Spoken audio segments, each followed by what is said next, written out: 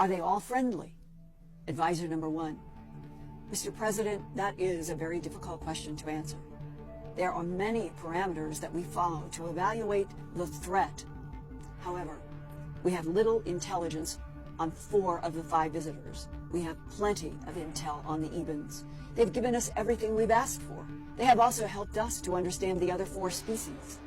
I'm afraid to say, Mr. President, and please don't misunderstand my words, but we think one of the species is very hostile. William Casey, CIA Director.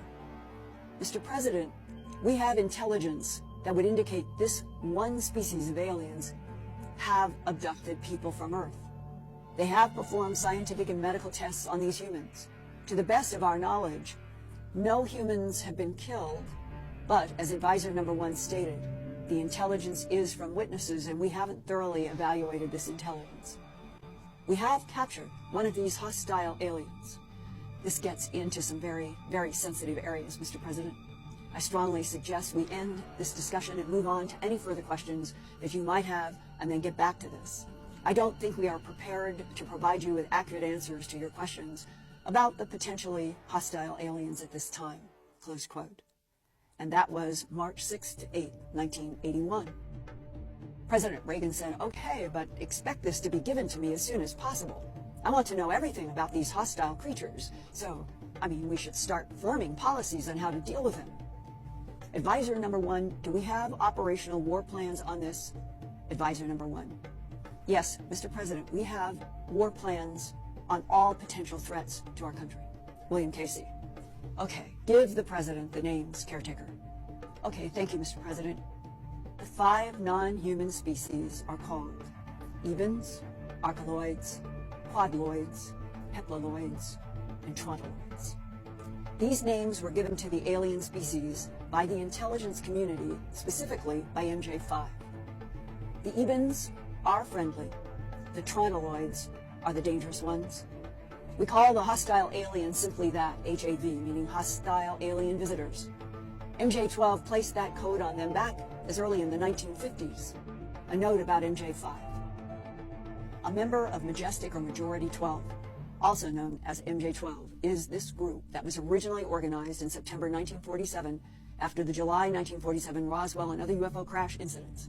That's when President Harry Truman organized MJ12 as a secret committee of scientists, military leaders, businessmen, and government officials under an executive order to monitor and analyze the interactions of non-human intelligences with Earth and to organize back engineering of advanced ET technologies retrieved from downed ET craft. In the briefing, President Ronald Reagan said, "You mean to say these HAVs have been visiting us and kidnapping our people since the 1950s? William Casey. Mr. President, we have some indication that they might have been doing this for some time. But we can be sure that the Ebens have never done this. They are extremely peaceful and they would not harm a living soul, including animals," close quote. In contrast to what the CIA director told President Reagan, this can't be a true statement about the Ebens, because it was Ebens that abducted the Colorado couple from the Longmont Highway in November of 1980. President Reagan, "My God, just knowing we have names for these things is amazing. Which one did we capture?" William Casey. "Well, Mr. President, we have a Trontoloid, but it is dead. We captured it in 1961 in Canada, and we had it in captivity until 1962 when it died." Advisor number 1. Mr. President, these hostile aliens are pretty sneaky. They seem to appear and disappear, which is beyond our technical understanding. They also seem to float or defy gravity. We have actual photographs of them doing this. We have a classic abduction incident that was recorded by military intelligence personnel. It happened in 1979 near a military base. President Reagan, "Where?" Advisor number 1, "In New Mexico." The caretaker, New Mexico is similar to the home planet of the Ebens. I now understand that the Ebens originally come from a desert-like planet in the binary G2 solar system Zeta 1 and 2 reticuli, and this is information that comes from abductees I've interviewed and from other government whistleblowers, and this is what they're talking about right now in this briefing with President Reagan. Those binary suns are very similar to our own yellow sun.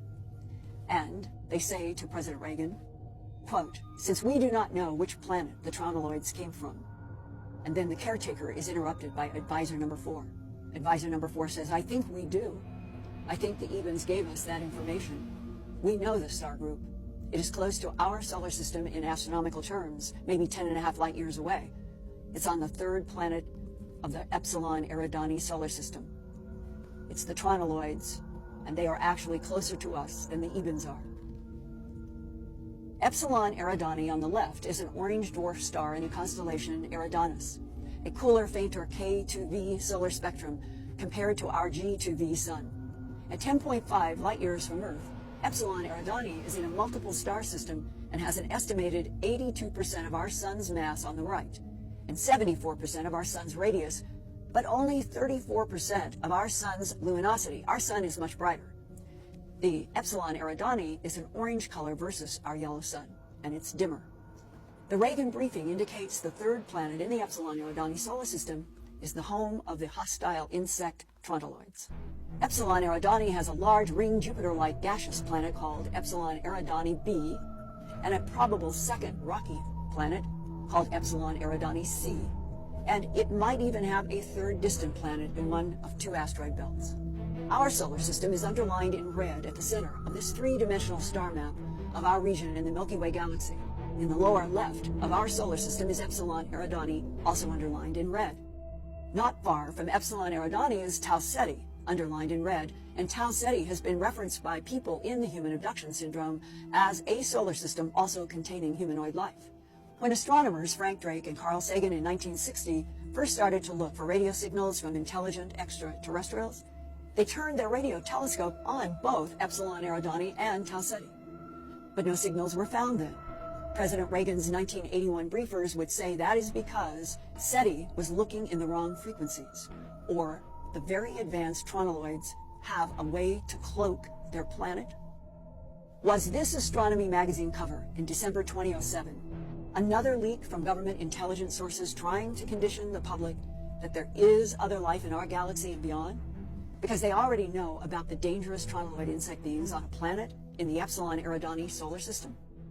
There are more revelations upcoming in my next Truth Hunter about the 5 different extraterrestrial groups that were discussed in President Reagan's Camp David briefing. Plus, a look back to the most famous human abduction case of all time that involved alien beings from the binary star system Zeta Reticuli 1 and 2.